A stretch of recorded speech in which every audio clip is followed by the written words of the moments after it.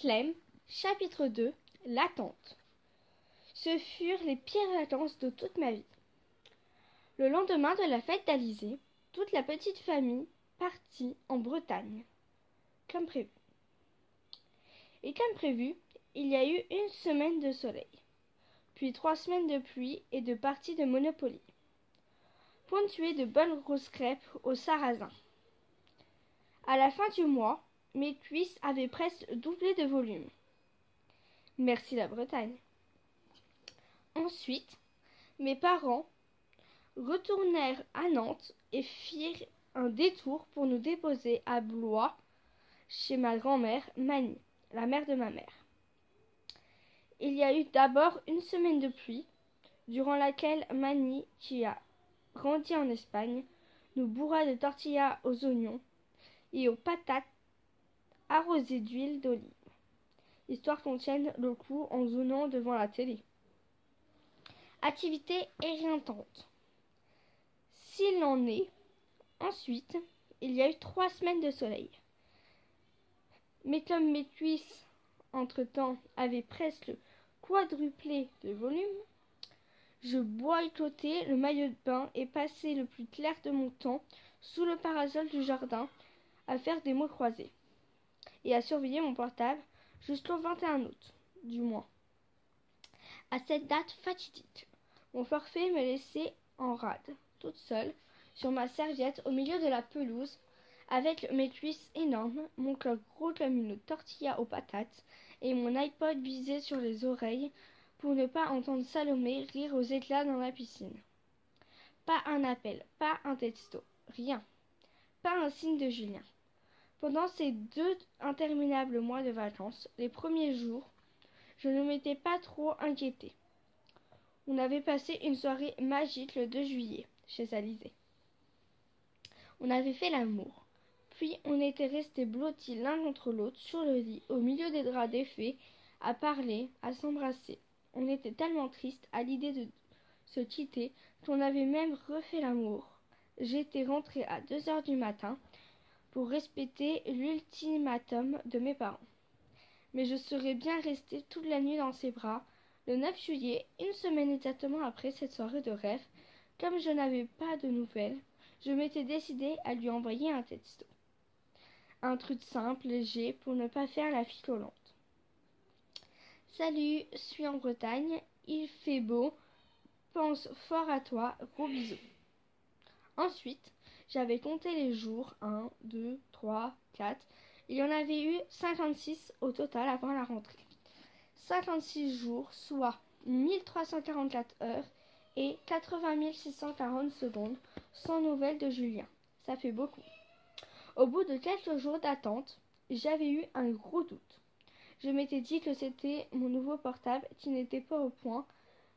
Peut-être que j'avais mal fait les réglages. Je m'étais tapé tout le mode d'emploi en français, en anglais et même en espagnol au cas où.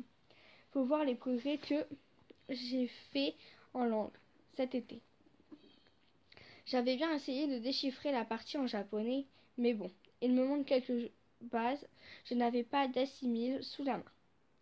Ensuite, je m'étais dit qu'il avait peut-être un souci avec l'espace mémoire, mais vu que l'engin était neuf et que j'effaçais tous les textos d'Alizé au fur et à mesure que je les recevais, je n'avais pas cru trop longtemps. J'avais fini par appeler l'opérateur pour vérifier qu'il n'y avait pas eu de problème quelconque avec mon forfait.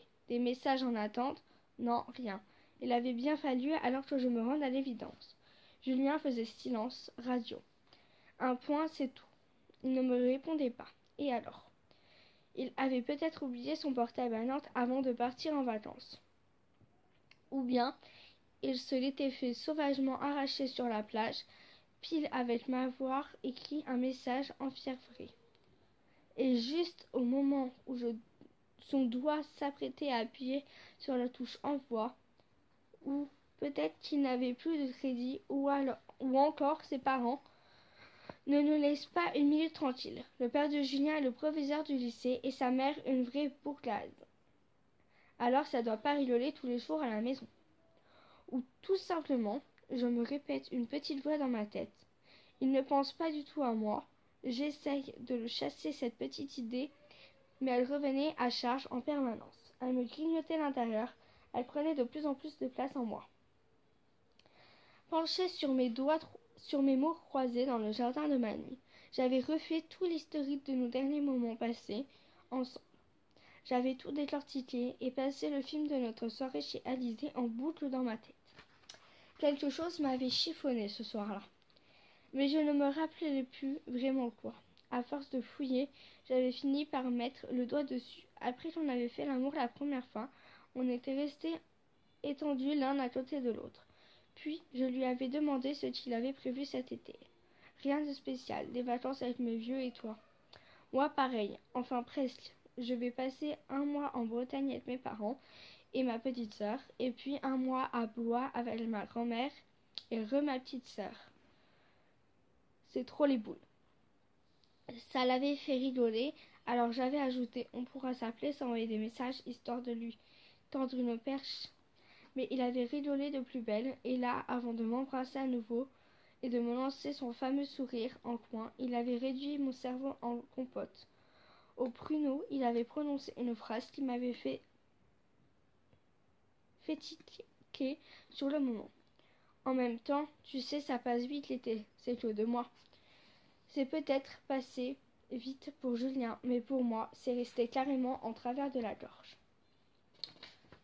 Voilà, j'espère que ça vous aura plu, que vous aurez aimé le chapitre 2, et on se retrouve la semaine prochaine pour le chapitre 3. N'hésitez pas à mettre un pouce vert, à commenter pour me dire si vous aimez bien, et bien sûr à vous abonner.